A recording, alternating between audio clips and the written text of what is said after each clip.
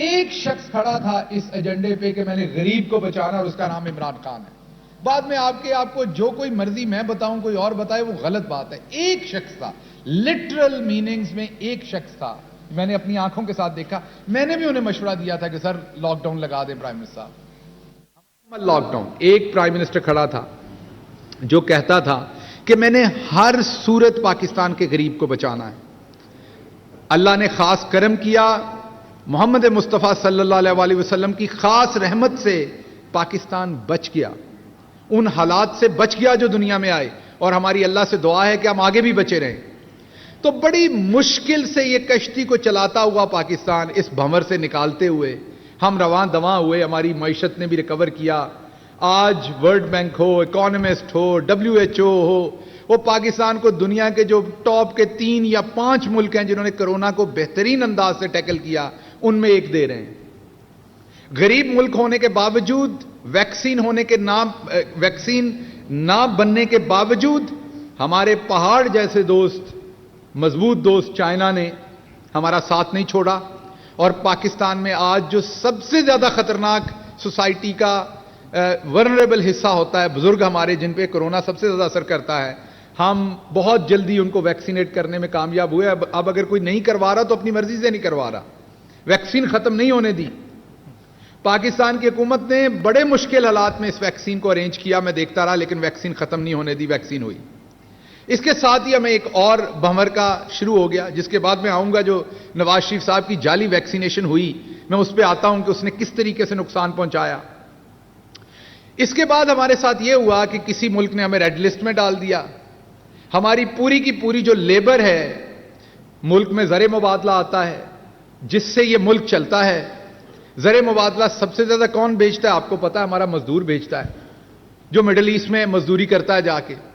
ان کے اوپر پابندیاں لگ گئیں آنے جانے کی. ویکسینیشن یہ والی ٹھیک ہے، یہ والی نہیں ٹھیک ہے، یہ والا ٹیسٹ ٹھیک ہے، یہ والا نہیں ٹھیک ہے. حکومت دن رات اس چیز کے ساتھ نبرد آزما ہے کہ کس طریقے سے ہم نے اپنا، اب جو باہر بیٹھا مزدور ہے، جو یہاں آیا ہوا اور پھنس گیا ہے، کسی کی بیوی بچوں کے سمیت یہاں آئی ہوئی ہے، وہ پھنس گئی ہے بیچاری، واپس شوہر کے پاس نہیں جا سکتی. کوئی بیوی اور بچے باہر ہیں، کوئی بیٹا ماں کو ملنے آیا، وہ پاکستان میں پھنس گیا ہے، واپس نہیں جا سکتا. ہم نے ان لوگوں کی مدد کیسے کرنی ہے؟ اس سارے کے اندر، اس سوسائٹی کے اندر جو میں یہ کہوں گا سیاسی کاکروچ ہیں، جو سیاسی ایسے گندی ذہنیت کے لوگ ہیں جنہوں نے نہ ملک کے وقار کے اوپر سوچنا ہے، نہ ملک کی عزت کے اوپر سوچنا ہے. وہ کہتے ہیں نا، اپنے آدھا پاؤ کی بوٹی کے لیے پورا اونٹ ذبح کرنا ہے. انہوں نے پھر ایک بے حیائی کا مظاہرہ کیا، بے شرمی کا مظاہرہ کیا، اور کن کن لوگوں کی اما پر کیا ان کے نام میں آپ کے سامنے رکھوں گا، آپ کو نظر آ جائے گا. پورا ریکارڈ آج سامنے رکھتا ہوں.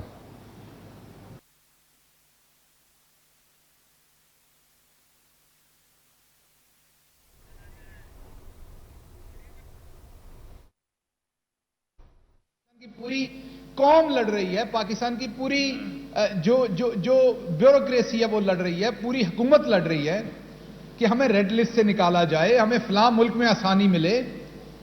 اس وقت یہاں پر ملک کو بدنام کرنے کے لیے، ملک کے اندر کرونا کے ڈیٹا بیس کو بدنام کرنے کے لیے، میں یہ نہیں کہہ رہا ڈیٹا بیس میں پہلے کوئی غلطی نہیں ہوئی ہوگی، بالکل ہوئی ہوگی. میں یہ نہیں کہہ رہا کوئی کرپشن نہیں کر رہا ہوگا، لیکن اس نپے تلے طریقے کے ساتھ سب سے پہلے اپنے بھرتی کروائے ہوئے لوگوں کے تھرو یہ سازش رچانا، پھر اس سازش کو پورا کرنا. چینلز کے اندر بھی میڈیا کو سب سے پہلے نون لیگ کی طرف سے وہ خبر فیڈ کرنا.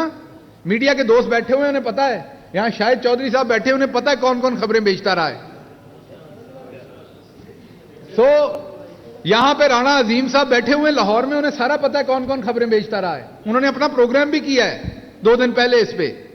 میڈیا کو خبریں فیڈ کرنا، اور پاکستان کے خلاف اس کے بعد کون سا ایسا انٹرنیشنل ادارہ ہے جس نے جعلی ویکسین کی خبر نہیں لگائی، تاکہ پاکستان اگر کسی لسٹ میں سے نکل رہا ہے تو بیرونی ممالک یہ سوچیں کہ پاکستان کا ویکسینیشن سسٹم خراب ہے، پاکستان کا کرونا مانیٹرنگ، اور اگر کوئی بندہ امیون ہے یا نہیں وہ سسٹم خراب ہے، تو ان کو اپنے ملک میں نہ آنے دیا جائے. یہ سازش تھی کرکٹ پاکستان میں بند کروانے کے اگلے 2 دن کے بعد یہ حملہ کیا کسی اور نے نہیں. اسی نواز شریف جس نے حریت والوں سے ملنے سے انکار کیا, اسی جس کو گونگلو سنگے ہوئے تھے کلبھوشن کے اوپر, وہی نواز شریف جس نے الحمد کے ساتھ ملاقات کی چند دن پہلے, جو پاکستان کو گالیاں دیتا تھا, اسی نواز شریف کی بیٹی نے اور مسلم لیگ نون کے ایم پی ایز نے مل ملا کے یہ سازش تیار کی, اور وہ میں آپ کے سامنے رکھتا ہوں کس طرح سے تیار کی. سب سے پہلے اس پوری سٹوری کے 5 سے 6 کریکٹر ہیں. یہ ذہن میں رکھیے کہ یہ وہی حلقہ ہے جہاں سے محترمہ مریم صفدر, جنہوں نے میری طرح کبھی کونسلر کا الیکشن نہیں لڑا, وہ الیکشن لڑنے گئی تھیں, یہ وہی حلقہ ہے. اور اس کے نیچے جو ان کے ایم پی اے ہیں خاص الخاص, وہ سب کو پتا ہے, عمران نذیر وہاں سے ان کے ایم پی اے ہیں, یہ وہ والا حلقہ ہے. ایک وہاں پر چودھری شہباز صاحب ایم پی اے ہیں, اور اس کے آگے میں آپ کو دکھاتا ہوں جو 3 کریکٹر ہیں. ایک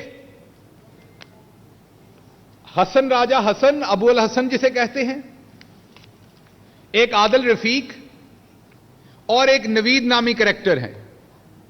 یہ نوید نامی وہ کریکٹر ہے جسے مسلم لیگ نون کے ایم پی ایز اور وہ جو ویڈیو بنانے والی باجی ہیں نا, جن کے پاس سب کی ویڈیو ہے, سب کی ویڈیو رکھتی ہیں, وہ ویڈیو بنانے والی باجی نے یہ ذمہ داری لگائی, اور اس کے پیچھے ان ایم پی اے صاحبان نے اس کو ایگزیکیوٹ کروایا.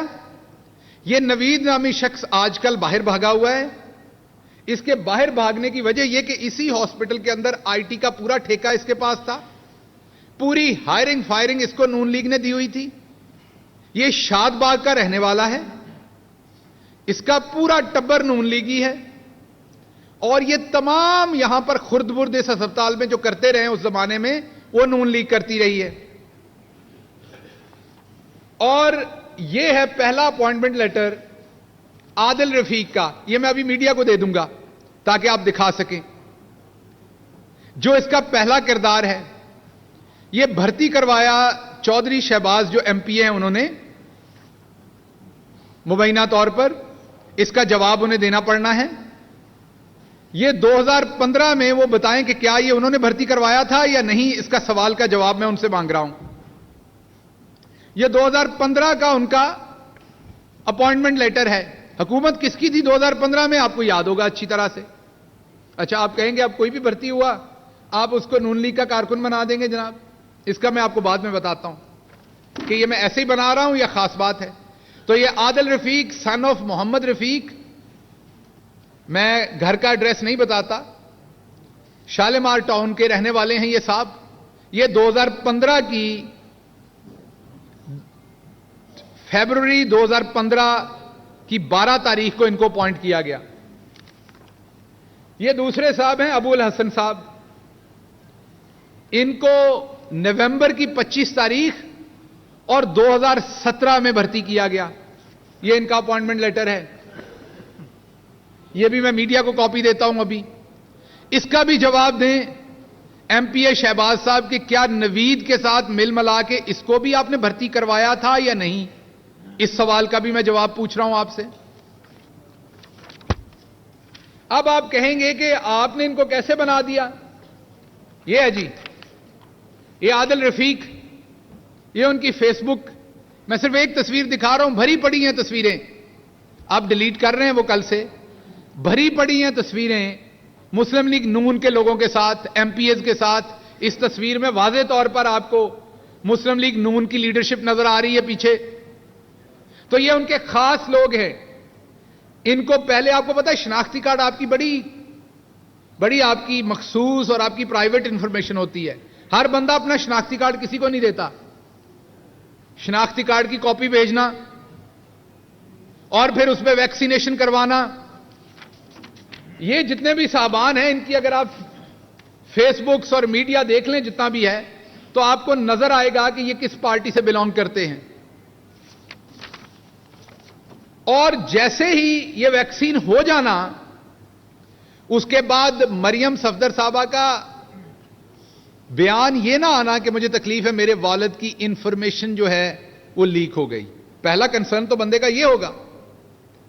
ان کا پہلا بیان یہ تھا کہ دیکھیں پاکستان میں تو سب جعل سازی ہے, دیکھیں پاکستان میں تو ہر چیز کا پتہ ہی نہیں, کچھ بھی کروایا جا سکتا ہے یہاں. ڈائریکٹ دوبارہ پاکستان کے وقار کے اوپر, پاکستان کی سٹینڈنگ کے اوپر حملہ. اور ان کی سٹیٹمنٹ کے بعد آپ انڈین میڈیا دیکھ لیں, انڈیا ٹائمز دیکھ لیں, کوئی ان کا انڈین میڈیا اٹھا کے دیکھ لیں, انہوں نے کس طریقے سے حشر برپا کیا اس کے بعد. اس میں آپ کو دیکھنا یہ ہوگا کہ اس کا سیکوینس کہ پہلے آرکیسٹریٹ کر کے پلاننگ کے تحت لوگ اندر لگوائے ہوئے ہیں, جو لوٹ مار جنہوں نے کی ہوئی ہے. اب آپ کہیں گے آپ ان کو نکالتے نہیں, کس کس کو نکالیں؟ معاون خصوصی شہباز